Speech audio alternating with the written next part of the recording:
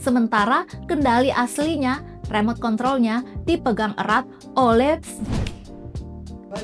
ulang. Nggak kan tadi sampai oke. Bayangkan ini, Anda mampir ke garasi seorang teman yang sangat hobi mesin. Di sana ada sebuah Ferrari yang mesinnya meraung sempurna. Warnanya merah mengkilap tanpa debu sedikit pun. Pemiliknya tahu setiap inci komponen mesin itu. Dia pakai bahan bakar oktan tertinggi dan sistem navigasinya sudah diatur ke jalur balap tercepat. Tapi pas Anda lihat lebih dekat, ternyata yang duduk di kursi pengemudi itu cuma memegang setir mainan dari plastik. Sementara kendali aslinya, remote controlnya, dipegang erat oleh si pemilik yang duduk di kursi penumpang. Inilah metafora yang sering saya temukan pada keluarga dengan anak gifted. Banyak orang tua yang cerdas, mungkin termasuk kita, sangat jatuh cinta pada potensi besar anaknya. Dimasukkan ke sekolah mahal, diberikan buku-buku terbaik, dan difasilitasi kursus-kursus kelas dunia. Kita tahu persis apa yang otak mereka butuhkan, karena mungkin kita merasakan hal yang sama. Tapi ada satu hal fatal yang sering kita lupakan. Kita tidak pernah benar-benar memberikan kunci setir itu kepada mereka. Tanpa sadar, kita sedang menciptakan sosok dewasa yang secara intelektual adalah raksasa, tapi secara mental merasa seperti balita yang rapuh saat harus menghadapi dunia sendirian. Kenapa anak-anak yang paling kita pahami dan dukung habis-habisan justru sering tumbuh jadi orang dewasa yang paling sulit memahami dirinya sendiri? Kok bisa kasih sayang intelektual kita malah jadi racun yang melemahkan daya tahan mereka? Nama saya Nancy Dinar. 10 tahun terakhir, saya bergelut dalam bidang pendidikan, konseling, advokasi anak gifted dan keluarganya. Saya banyak mengobrol dengan keluarga gifted di Indonesia. Hari ini, mari kita bicara santai saja. Mungkin sambil menikmati secangkir kopi.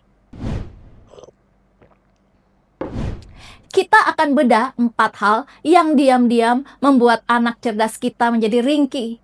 Justru karena memiliki orang tua yang terlalu pintar. Punya orang tua yang cerdas itu sebenarnya suatu kemewahan. Anak tidak perlu menunggu hasil psikotes di sekolah untuk dimengerti. Kita sebagai orang tua punya deteksi dini yang tajam. Kalau anak umur 5 tahun sudah tanya soal bagaimana bintang terbentuk atau kenapa uang punya nilai, kita nggak akan menyuruh mereka diam atau main robot-robotan saja. Kita akan langsung belikan buku astronomi atau carikan video edukasi yang tepat. Ini adalah jalur ekspres yang memastikan bakat mereka tidak layu hanya karena sistem sekolah yang lambat. Tapi coba kita bayangkan dari sisi anaknya. Saat kita terlalu cepat melihat potensi mereka, anak itu kehilangan satu hal yang sangat mahal, yaitu ruang untuk memiliki secret self. Di bawah pengawasan yang tajam, tidak ada lagi tindakan yang sekedar iseng. Kalau mereka mencoret-coret tembok, kita langsung panggilkan guru lukis, karena itu dianggap sebagai bakat seni rupa. Kalau mereka banyak tanya, kita anggap itu bibit filosofer. Anak jadi tidak punya privasi untuk menjadi biasa-biasa saja tanpa beban ekspektasi. Mereka merasa setiap gerak-gerik mereka adalah aset strategis keluarga. Kadang kita sudah sibuk menyiapkan kurikulum tingkat tinggi bahkan sebelum mereka lulus SD. Selamat! Anak kita tidak lagi punya hobi. Mereka punya proyek masa depan. Padahal mungkin mereka cuma ingin jadi anak kecil yang boleh berbuat bodoh tanpa perlu analisis kaitan perilakunya dengan teori psikologi tertentu. Ketakutan terbesar mereka akhirnya muncul.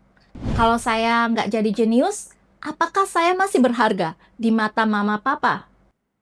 Ketiadaan ruang untuk menjadi biasa saja, inilah yang membuat mental mereka rapuh. Mereka menjadi harga diri mereka hanya sebatas prestasi intelektual. Begitu mereka bertemu kegagalan kecil yang pasti akan terjadi di dunia nyata, dunia mereka langsung runtuh karena mereka tidak pernah belajar bahwa mereka tetap dicintai meskipun mereka sedang tidak hebat. Anak gifted seringkali merasa seperti alien yang salah mendarat di bumi. Cara mereka bicara beda, minat mereka beda, dan kecepatannya pun beda. Disinilah peran orang tua yang cerdas menjadi sangat membantu. Kita menjadi penerjemah pribadi mereka. Saat guru di sekolah menganggap ide mereka aneh, kita yang maju membela.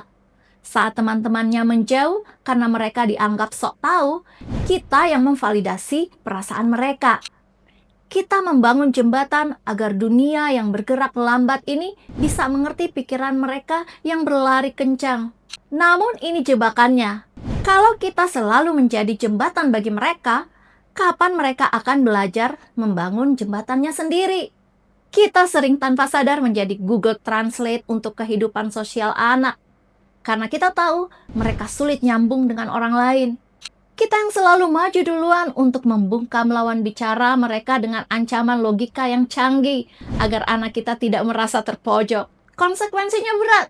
Di usia 25 tahun, mereka mungkin punya IQ 145, tapi gemetar waktu memesan kopi di kafe atau sekedar menyapa tetangga. Kenapa? Karena otot sosial mereka mengalami atrofi atau penyusutan. Mereka cerdas di kepala, tapi gagal di kehidupan sosial. Karena selama ini, fungsi sosial itu selalu kita wakili. Mereka tidak pernah belajar menghadapi penolakan. Tidak pernah belajar cara bernegosiasi dengan orang yang pikirannya tidak selogis mereka. Dan tidak pernah belajar cara bertahan di tengah kerumunan orang yang tidak memahami mereka. Kita melindungi mereka dari rasa tidak nyaman sosial, tapi itu malah membuat mereka tidak punya daya tahan saat kita sudah tidak ada di samping mereka. Banyak dari orang dewasa gifted yang mungkin dulu adalah anak-anak yang super cerdas yang merasa kesepian. Kita ingat rasanya waktu nggak punya teman ngobrol yang sefrekuensi dan dianggap aneh oleh keluarga besar. Karena itu, kita bersumpah anak kita tidak boleh merasakan penderitaan yang sama.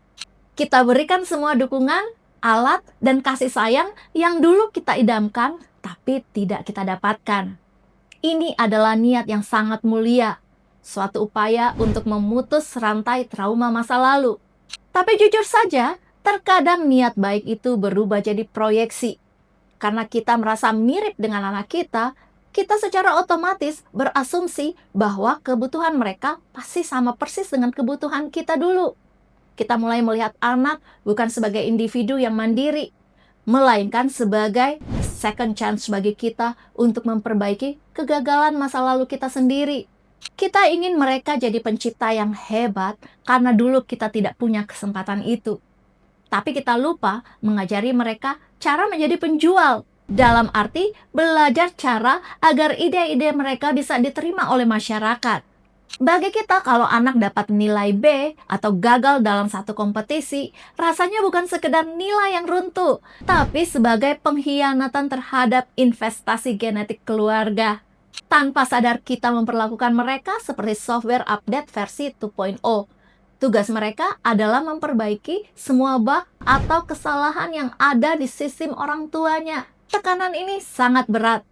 Anak merasa mereka hidup bukan untuk impiannya sendiri, tapi untuk menuntaskan ambisi yang belum selesai di masa muda orang tuanya. Inilah yang membuat mereka rapuh. Mereka tidak tahu siapa diri mereka sebenarnya jika label anak jenius kebanggaan orang tua itu dilepas.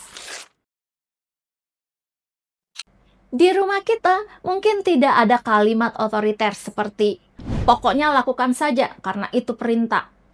Semuanya bisa didiskusikan secara rasional. Anak merasa kita adalah sahabat terbaik karena kita nyambung diajak ngobrol apa saja, mulai dari politik dunia sampai teori kuantum di meja makan. Hubungan ini sangat hangat, transparan, dan penuh rasa hormat. Anak merasa suaranya benar-benar didengar. Nah, ini paradoksnya. Seorang remaja sebenarnya butuh fase memberontak untuk menemukan jati diri dan kemandiriannya. Mereka butuh memisahkan identitasnya dari orang tua. Tapi bagaimana mereka mau memberontak kalau orang tuanya terlalu keren dan selalu setuju dengan semua argumen logis mereka? Kedekatan yang terlalu nyambung ini justru bisa menghapus jarak yang dibutuhkan anak untuk tumbuh mandiri. Ketika anak mau marah, kita malah merespon dengan, "Mari kita analisis akar agresi verbalmu ini dari sudut pandang psikologi." Mereka ingin banting pintu, tapi kita malah ajak diskusi 3 jam soal dekonstruksi otoritas. Hasilnya, mereka tumbuh jadi orang dewasa yang sangat sopan dan sangat logis, tapi tidak punya taring. Mereka tidak tahu cara marah yang sehat, tidak tahu cara menghadapi orang yang tidak logis di dunia luar. Karena di rumah semuanya selalu diselesaikan dengan rapat meja makan yang sangat cerdas. Mereka jadi rapuh karena dunia nyata tidak sedemokratis dan tidak secerdas rumah mereka. Saat mereka bertemu dengan atasan yang otoriter atau lingkungan yang tidak adil, mereka tidak punya pertahanan mental karena tidak pernah berlatih menghadapi konflik yang nyata di rumah.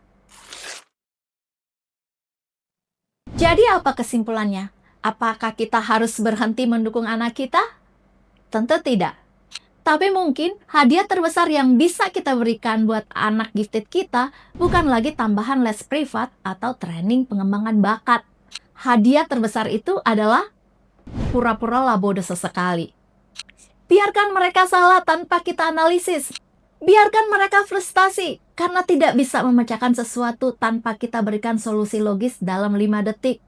Biarkan mereka merasa bosan, merasa bingung, dan merasa kalah. Kenapa? Karena dari sanalah daya tahan mental atau resiliensi itu tumbuh.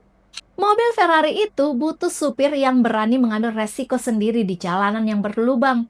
Bukan supir yang cuma duduk manis sementara kita kendalikan pakai remote control dari kursi penumpang. Kita harus berani memberikan kunci setirnya. Meskipun itu berarti kita harus melihat mobil kesayangan kita, mungkin terserempet atau masuk ke jalan yang salah. Itu adalah bagian dari proses belajar.